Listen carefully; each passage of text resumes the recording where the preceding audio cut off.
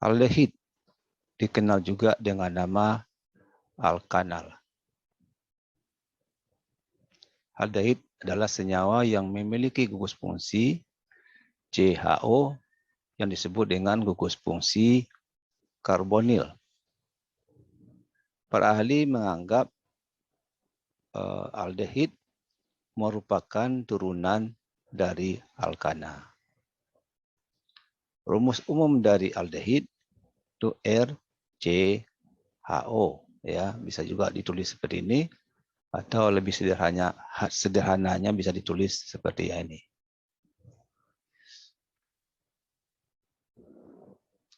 Tata nama aldehid akhiran ana pada alkana itu diganti dengan kata anal.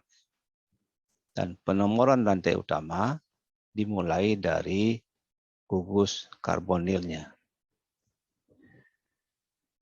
Penamaan secara umum atau trivial diberi akhiran aldehid atau dehid saja. Kita lihat contohnya. Yang pertama, rumusnya HCHO, strukturnya juga sama. C-nya 1 berarti metanal atau formaldehid. Lihat C-nya 2, strukturnya juga hanya 1, di etanal asetaldehid. Selanjutnya C-nya 3, strukturnya juga satu macam, namanya propanal atau propionaldehid. Selanjutnya C-nya 4, ini butanal. Kalau strukturnya kita buat seperti ini, nah ini butanal atau butiraldehid, tapi bisa juga nanti strukturnya ada struktur yang lain maksudnya, karena ada isomernya. Kemudian yang C-nya 5, kalau lurus saja itu namanya pentanal. Ya. C-nya 6, heksanal atau kaproaldehid. C yang 7, C6, tambah satu lagi 7. Nah ini bercabang. Nah, penomoran nomor satunya dari gugus fungsinya ini. Ya, ini 1, 2, 3, 4, 5, 6. Jadi rantai utamanya 6 berarti heksanal. Kemudian cabang terletak pada atom C keempat, berarti 4 metil. Jadi namanya 4 metil heksanal atau kaprialdehid. Nah, isomernya ini berarti cabang terletak pada atom C kedua, berarti 2 metil heksanal.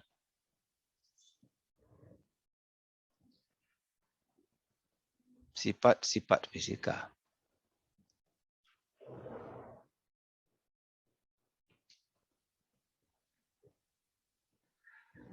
Aldehid tidak mengandung ikatan hidrogen seperti halnya alkohol. Karena tidak ada ikatan antara hidrogen dengan oksigen. Yang ada hanya oksigen dengan karbon. Nah, walaupun di sini tidak ada ikatan hidrogen, pada aldehid ini ada satu gaya namanya gaya elektrostatik, di mana bagian positif dari suatu molekul aldehid, dalam hal ini C, ini nanti akan tertarik ke bagian negatif dari molekul aldehid yang lain, dalam hal ini O. Jadi antara C dan O. Jadi garis titik-titik ini menyatakan adalah gaya elektrostatik. Gaya elektrostatik ini tidak sekuat ikatan hidrogen. Itu nanti akan mengakibatkan perbedaan titik didih antara aldehid dan keton. Tentu saja untuk jumlah atom C yang sama. Metanal berwujud gas pada suhu kamar dan berbau sangat tajam. Tapi etanal sudah berbentuk cair, tapi baunya masih sangat tajam. Untuk atom aldehid dengan atom C ketiga dan seterusnya, ini baunya sudah tidak tajam lagi, kebanyakan beraroma harum karena ini banyak terdapat di dalam bunga. Nah, sering juga disebut sebagai zat terbang karena mudah menguap. Pembuatan aldehid bisa dibuat dari alkohol primer menggunakan oksidator lemah tidak berlebih. Misalnya menggunakan kalium kromat. Kita lihat contohnya di sini dibuat dari etanol. Ya, etanol dioksidasi dengan oksidator lemah tidak berlebih menghasilkan etanol. Secara industri, etanol itu dibuat dari asetilen atau dari etuna. Kita lihat reaksinya. Nah, menggunakan katalis asam sulfat, ya, dan oksidator HgSO4. Reaksi reduksi aldehid. Kalau aldehid direduksi dengan reduktor lemah, maka aldehid akan tereduksi menjadi alkohol.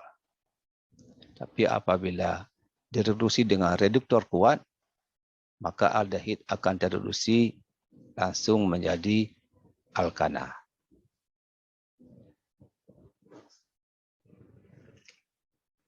Uji kualitatif, yaitu uji menggunakan reaksi Tollens, dikenal juga dengan uji cermin perak. Jadi zat aktif dari reaksi Tollens ini adalah ion diamin perak AgNH3 2 kali plus 1. Di sini aldehid akan mereduksi ion perak menjadi logam perak. Nah, apabila satu bahan mengandung aldehid diuji dengan reaksi Tollens, maka nanti akan muncul warna abu-abu atau cermin perak. Ya, kita lihat reaksinya. Ini aldehid dengan reaksi Tollens, maka akan dihasilkan asam karboksilat dan logam, ya, logam perak. Nah, ketika dia sudah berbentuk logam perak, maka muncullah sifat logamnya, yaitu berwarna perak abu-abu. Kita lihat seperti ini, ya. Nah, ini menyatakan bahwa bahan yang diuji mengandung aldehid. Bisa juga dengan uji Pehling dan Benedict. Nah, reaksi positifnya ini nanti terbentuk endapan merah bata, ya. Endapan merah bata. Ini, ya, ini Cu2O ini adalah endapan merah bata. Sekarang kita lihat beberapa contoh aldehid yang banyak digunakan. Yang pertama metanal atau formaldehid dengan rumus HCHO. Jadi sifat fisikanya berwujud gas pada suhu kamar, tidak berwarna, baunya sangat tajam, titik didih pada minus 21 derajat Celcius, titik didihnya minus 92 derajat Celcius, dan sangat beracun. Ya, sangat beracun. Racunnya terletak pada gugus karbonilnya atau gugus CO. Dampaknya kalau termakan, ya, bisa menyebabkan kerusakan pada ginjal, iritasi pada selaput lendir, pada pernapasan atas, pada mata, pada kulit, bahkan bisa menyebabkan kerusakan gen dan mutasi gen yang dapat diwariskan ke keturunan.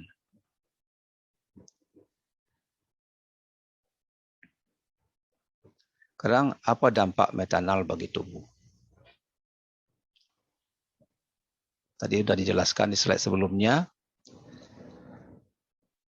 Jika termakan metanol, maka terjadi reaksi metanol dengan protein-protein yang ada dalam tubuh kita.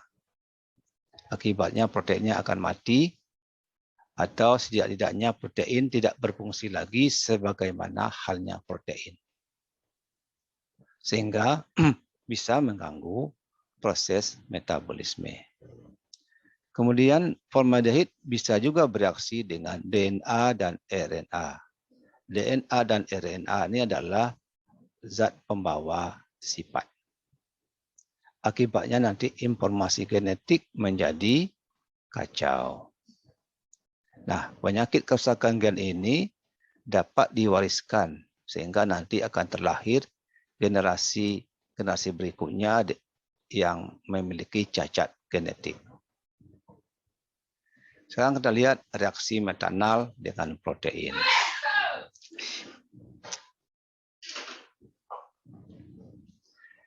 Ini metanal reaksi dengan asam amino. Asam amino adalah penyusun dari protein. Maka nanti gugus karbonil dari metanal akan mensubstitusi asam amino.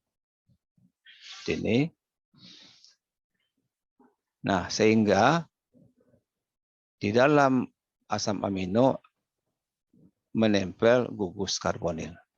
Akibatnya asam amino tidak lagi berfungsi sebagaimana sifat asam amino. Begitu juga dengan metanalnya, tidak dia lagi berfungsi sebagai metanal. Artinya sifat asam aminonya hilang, sifat proteinnya hilang, sifat racun dari metanalnya juga hilang. Pembuatan metanal, di metanal bisa dibuat dari alkohol primer, yaitu menggunakan metanol. Menggunakan oksidator lemah tidak berlebih.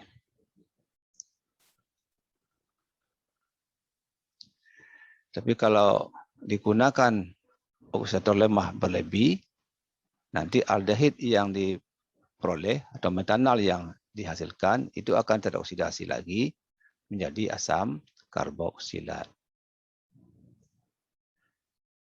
Metanal bisa dirubah menjadi beberapa zat lain.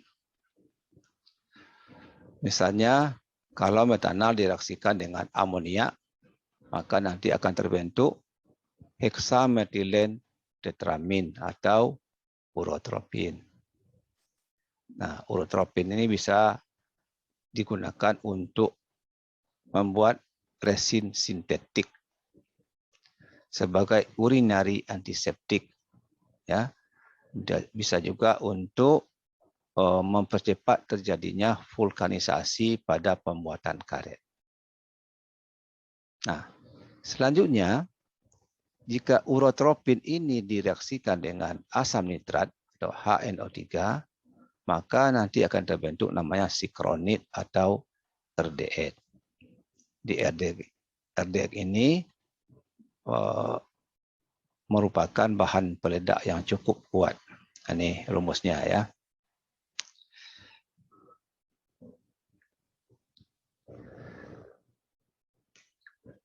Bisa juga formaldehid atau metanal direaksikan dengan basa NaOH. Nanti akan terbentuk metanol dan natrium formiat. Nah, ini disebut dengan Cannizzaro. Ya, ini reaksinya ya. Cannizzaro. Ini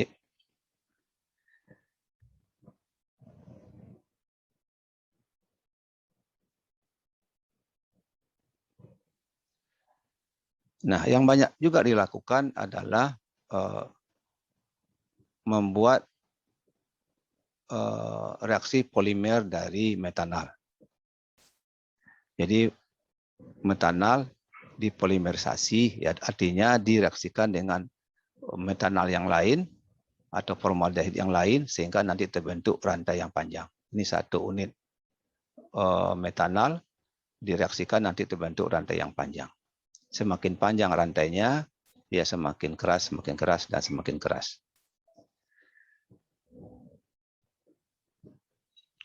Manfaat formaldehid bisa sebagai bahan peledak seperti halnya dijelaskan tadi, sebagai desinfektan karena fungsinya dapat membunuh kuman, bisa juga sebagai insektisida, sebagai zat warna, artinya pembuat zat warna, fumigan anti jamur, kalau dipolimerisasi bisa jadi plastik, ya, karena sifatnya sebagai desinfektan, bisa juga digunakan sebagai pengawet spesimen, bisa untuk manusia dan hewan, dan bisa juga digunakan sebagai resin. Tes kualitatif formaldehid. Jadi apabila satu bahan diteteskan HCl dan feriklorida terbentuk warna ungu, maka bahan tersebut mengandung formaldehid. Bisa juga yang kedua, apabila satu bahan ditambahkan resorcinor dan ditetesi sedikit H2SO4 dan terbentuk warna merah ungu, ini kalau kita lakukan secara hati-hati, maka artinya bahan tersebut juga mengandung formaldehid. Yang kedua, etanol. Dikenal juga dengan nama asetaldehid atau CH3CHO. Ini rumusnya. Sifatnya cairan yang mudah terbakar, tidak berwarna, larut dalam air, baunya masih sangat merangsang. Ini termasuk narkotika. Narkotika dosis tinggi dan uapnya terhisap dapat menyebabkan kematian karena membuat kita kesulitan untuk bernapas. Manfaat dari etanol bisa digunakan untuk membuat zat warna, membuat plastik, membuat karet sintetis, ya,